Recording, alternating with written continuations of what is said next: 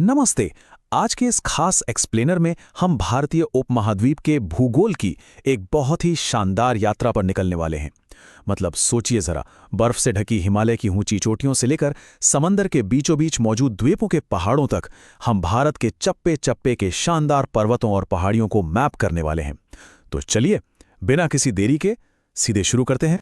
तो सबसे पहले जरा इस बात पर गौर करते हैं कि ये टॉपिक आखिर कितना विशाल है। क्या आपको अंदाजा है कि पूरे भारत का लगभग 29.3%, जी हां, लगभग 1/3 भूभाग सिर्फ पर्वतों और पहाड़ियों से घिरा है? ये कोई छोटी बात नहीं है। ऊंचाई पर बसा ये इतना बड़ा हिस्सा हमारी जलवायु से लेकर हमारी रोजमर्रा की जिंदगी, हर चीज को गहराई से प्रभावित करता है। इस पूरे सफर को थोड़ा आसान बनाने के लिए हम उत्तर से दक्षिण की तरफ चलेंगे। तो हमारा रास्ता कुछ ऐसा होगा। पहले विशाल उत्तरी हिमालय, फिर वहां से उत्तर पूर्वी पहाड़ियां, उसके बाद प्राचीन मध्य भारतीय पर्वत, फिर पश्चिमी और पूर्वी घाट, और सबसे आखिर में हमारे द्वीपों की शानदार चोटियां। तो चलिए सबसे पहले बात करते हैं भाग 1 की, विशाल उत्तरी हिमालय, जिसे हम उपमहाद्वीप का ताज भी कह सकते हैं। भारत के ठीक उत्तर में एक विशाल प्राकृतिक दीवार की तरह खड़े ये हिमालय असल में बहुत ही युवा यानी नए फोल्ड माउंटेन्स हैं। बर्फ से ढकी इन चोटियों ने लाखों सालों से हमारी रक्षा की है। अब इसे समझने का सबसे बेहतरीन तरीका क्या है? इनकी उम्र के हिसाब से इन्हें बांटना। सबसे पहले आता है ग्रेट या महान हिमालय, जो सबसे पुराना है। इसकी औसत ऊंचाई 6100 मीटर है और दुनिया की सबसे ऊंची चोटी माउंट एवरेस्ट वो भी इसी का हिस्सा है। इसके ठीक दक्षिण में आता है लघु या मध्य हिमालय, और सबसे आखिर में सबसे बाहरी और दक्षिणी हिस्सा है शिवालिक। आपको जानकर हैरानी होगी कि शिवालिक इस पूरी श्रृंखला में सबसे नया है। यह मुश्किल से 20 से 50 लाख साल पहले ही बना है। सोचिए, प्राचीन ग्रेट हिमालय से लेकर युवा शिवालिक तक यह भूवैज्ञानिक समय का कितना बड़ा और दिलचस्प फासला है। अब उम्र के अलावा एक और दिलचस्प तरीका है इस विशाल पर्वत दीवार को समझने का, और वो है नदियों का बहाव।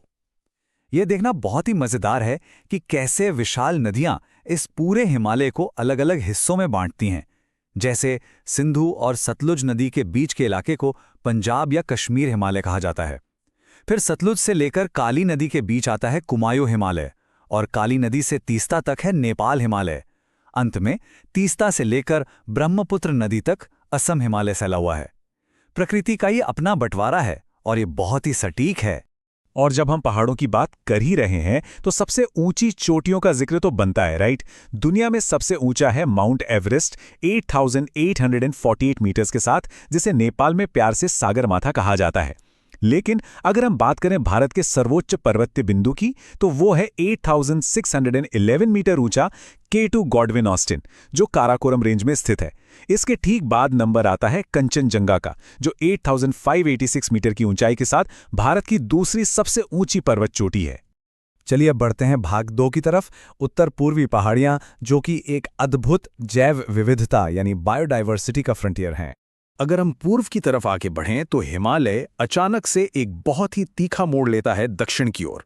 इसे सिंटैक्सियल बेंड कहा जाता है। अब अरुणाचल प्रदेश की इन घनी पहाड़ियों की सबसे खास बात जानते हैं क्या है? इनका नाम।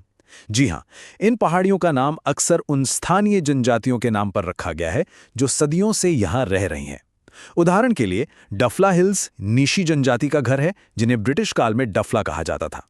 इसी तरह मीरी हिल्स में मिशिंग जनजाति रहती है। अबोर हिल्स आदि जनजाति का इलाका है, और इसके थोड़ा और पूर्व में जाएं तो मिशमी हिल्स हैं, जो सीधे तिब्बती क्षेत्र की सीमा से जा लगती हैं। वहां से थोड़ा और दक्षिण की ओर चलें तो हम आते हैं मेघालय के पठार में। यहां मुख्य रूप से 3 पहाड़ियां हैं, गारो, खासी और जयंतियां। और ये जगह सच में बेहद खास है। क्यों? एक तो ये पूरी दुनिया में सबसे ज्यादा बारिश खींचने के लिए मशहूर है, और दूसरा, यहां रहने वाली जनजातियों में एक बहुत ही अनोखी मातृसत्तात्मक व्यवस्था देखने को मिलती है, जो अपने आप में कमाल है। चोटियों की बात करें तो गारो पहाड़ियों की सबसे ऊंची चोटी नौकरेक है, और खासी पहाड़ियों का सर्वोच्च शिखर लुमसिलोंग है। वहीं जयंतिया पहाड़ियां अपने परंपरागत कोयला खनन के लिए काफी जानी जाती हैं।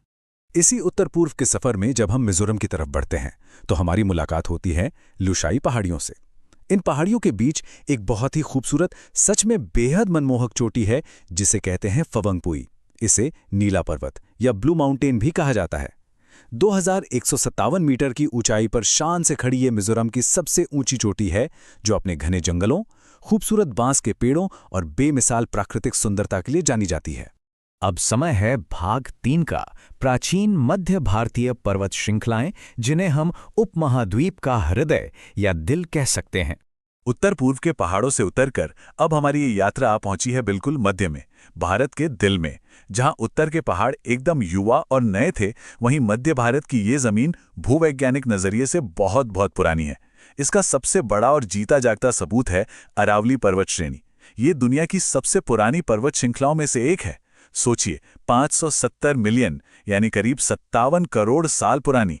ये एक अविशिष्ट पर्वत श्रृंखला है जो लाखों सालों की बारिश और हवाओं से घिस चुकी है।